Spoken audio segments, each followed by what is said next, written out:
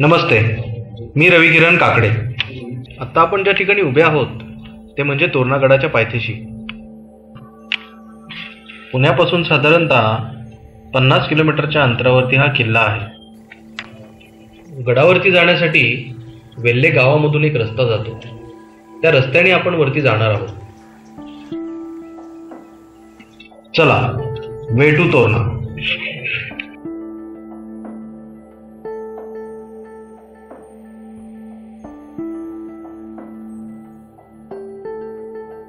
वेल्हे गावातून तोरणा किल्ल्याकडे जाणाऱ्या रस्त्याचं काम महाराष्ट्र शासन रोजगार हमी योजनेअंतर्गत करण्यात आलेला आहे.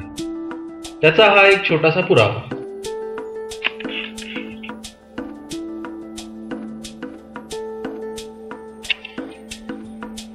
साप्ताहिक सुट्टीच्या दिवशी या ठिकाणी आपल्याला लोकांची आणि पर्यटकांची वर्दळ पाहायला मिळते.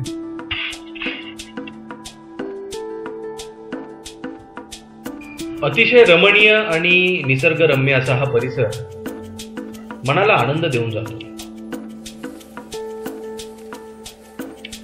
गडावरती जाताना सुंदर अशी भाताची शेती आपणास या ठिकाणी पाहायला मिळेल.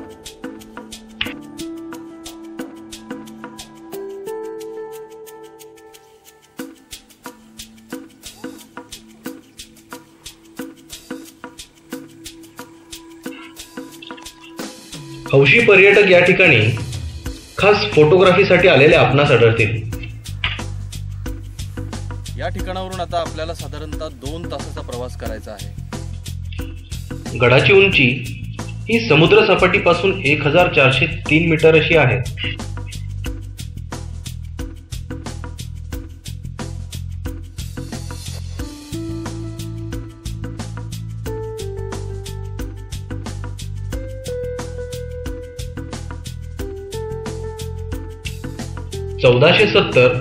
ते 1486 सालापर्यंत हा किल्ला मलिक अहमदच्या ताब्यात होता.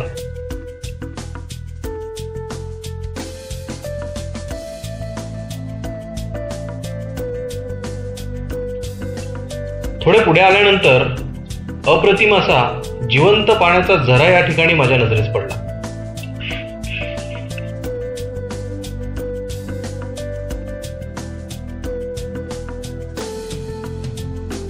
शिवाजी महाराजांनी साधारणतः वय वर्ष 17 साली हा किल्ला जिंकला होता. हा जिल्ह्यातील सर्वात उंच किल्ला आहे आणि स्वराज्याचे तोरण हे याच तोरणा किल्ल्यावरती बांधलेले आहे.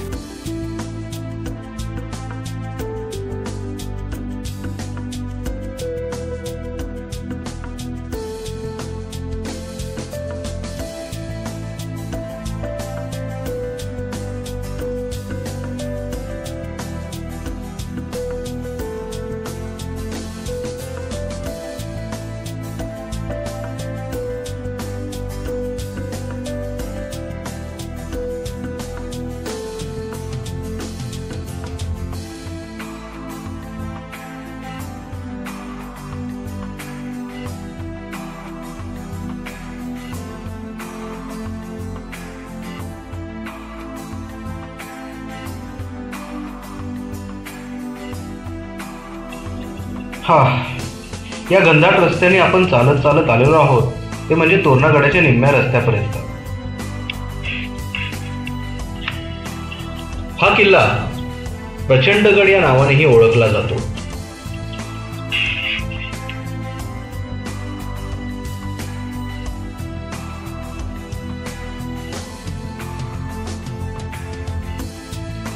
या ठिकाणी हे जे धरण आपल्याला दिसत आहे या धरणाचं नाव आहे गुंजवणी धरण. या धरणापासून वेल्हे गावाला, गुंजवणी गावाला आणि इतर जवळपासच्या छोट्या गावांना पाणी पुरवलं जातं. गडाच्या परिसरातील काही गावकरी या ठिकाणी बऱ्याच वेळा आपणास ताक, लिंबू पाणी, दही अशा गोष्टींची विक्री करताना या ठिकाणी दिसतात.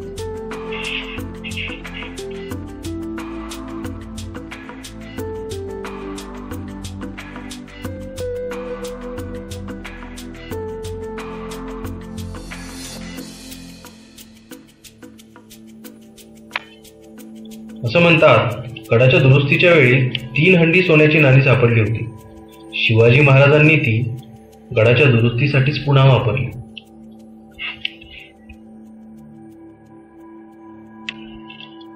असं म्हणतात 1643 पर्यंत हा गड निजामशहाच्या ताब्यात होता.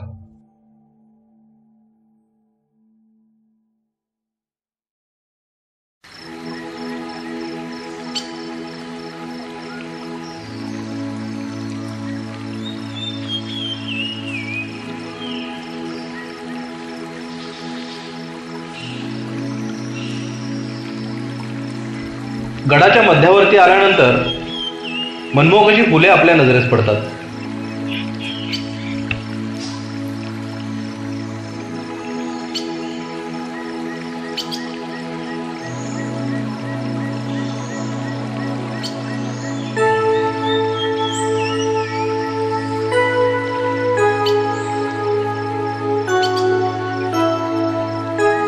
बरेचसे पर्यटक या ठिकाणी विश्रांतीसाठी थांबलेले आपल्याला दिसतील.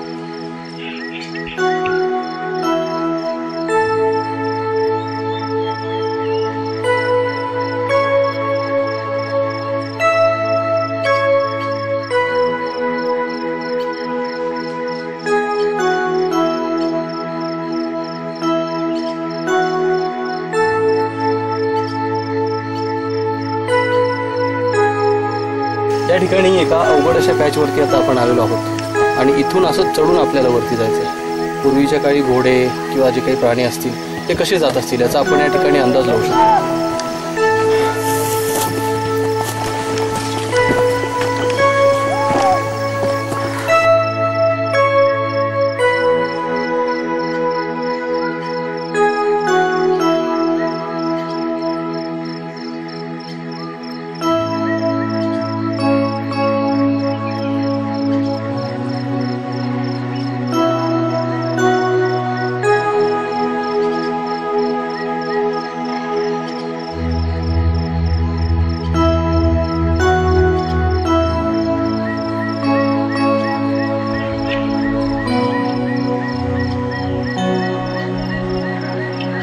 आपण जे आता बघता आहात या रेलिंगवरून येताना जी प्रयत्नांची पराकाष्ठा करावी लागते ती प्रत्येक माणसाने एकदा तरी आयुष्यात अनुभवावी.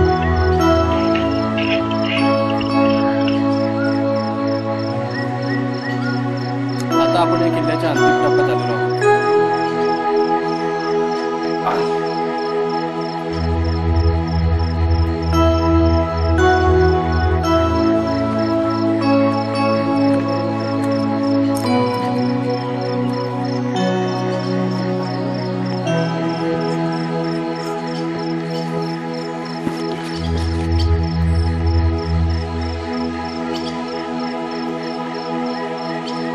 अतिशय दगडी आणि जुन्या पद्धतीचं या ठिकाणी बांधकाम आहे.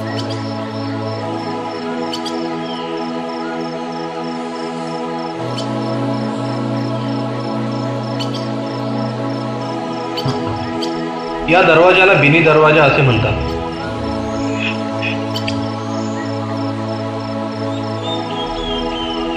या दरवाजातून पुढे गेल्यानंतर थोड्या अंतरावर आपणास मेंगाई देवीचे दर्शन मिळेल.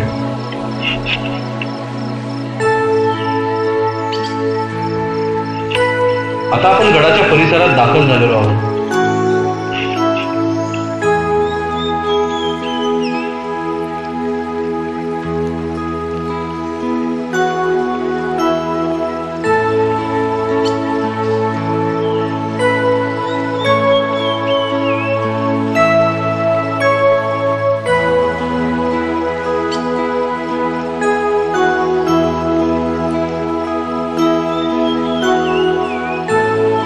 गडाचा प्रमुख दरवाजा म्हणजे बिनी दरवाजा आणि त्या दरवाजातून आत आल्यानंतर समोर आपणास एक पाण्याचे तळ निदर्शनास येईल.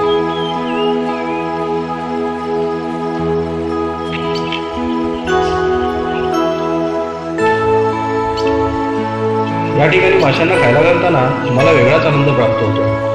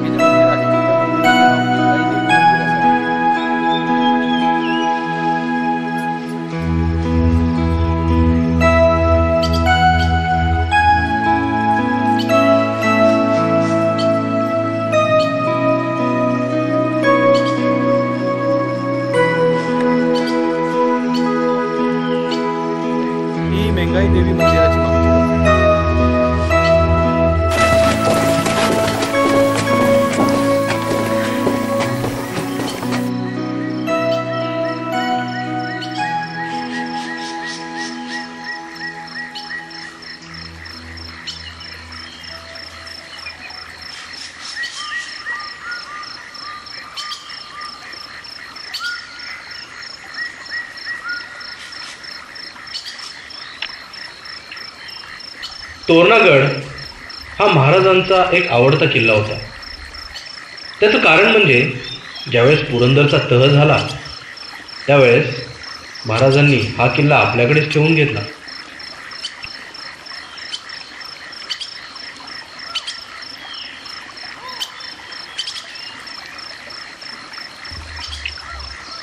आग्र्यावरून औरंगजेबाच्या कैदेतून सुटून आल्यानंतर शिवाजी महाराज प्रथम तोरणागडावरती आले होते आणि त्यानंतर मग ते राजगडावरती गेले होते.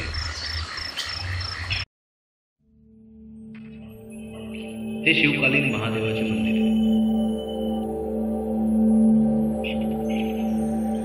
शिवाजी महाराजांच्या मृत्यूनंतर आणि संभाजीराजे यांना कैद केल्यानंतर इसवी सन 1704 मध्ये औरंगजेबाने हा किल्ला काबीज केला.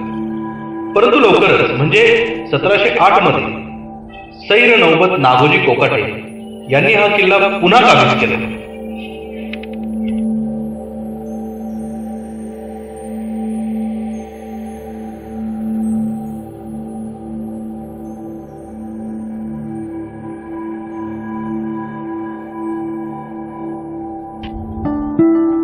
या माचीला झुंजार माशी या नावाने ओळखले जाते.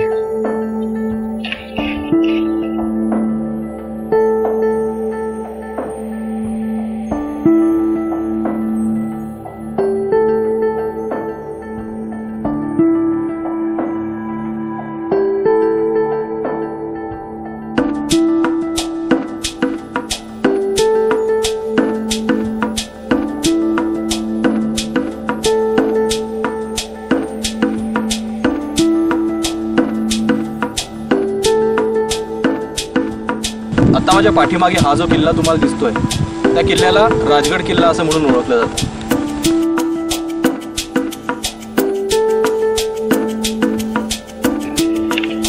हा जो बुरुज आपल्या समोर आता येत आहे त्या बुरुजाचे नाव हत्तीमाळ बुरुज असे आहे.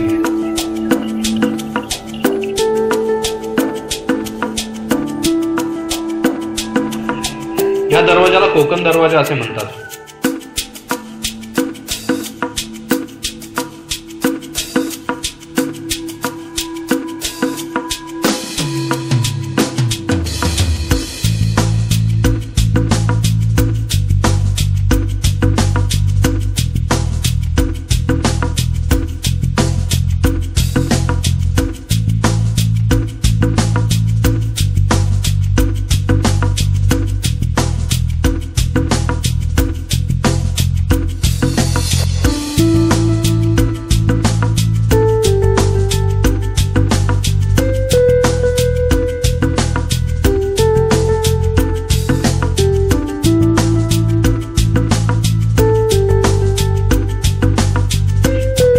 अद्वितीय, विलक्षण, सुंदर, अद्भुत आणि मनाला आनंद देऊन जाणारा तोरणा किल्ला सोडून जाताना माझे पाय त्या ठिकाणावरून